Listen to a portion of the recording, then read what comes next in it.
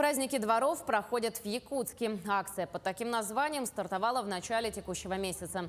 Ежедневно в различных дворах города проводятся концертные программы. Сегодня акция добралась до жильцов дома по улице Кирова. Собравшимся были предложены музыкальные номера, конкурсы и игры. Самым инициативным жильцам были вручены благодарственные письма и грамоты.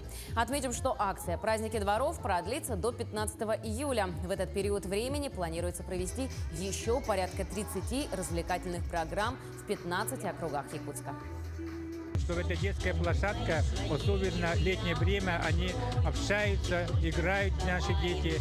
И внимание обратить, потому что детские площадки сейчас есть федеральная программа, проект, что 1000 дворов, это которые должны инициативная группа. Мы хотим в следующем году, в 2024 году, попасть в проект, поэтому инициируем такие встречи, чтобы жильцы знали, чтобы именно федерального бюджета получить финансирование и благоустроивать наши дворовые территории.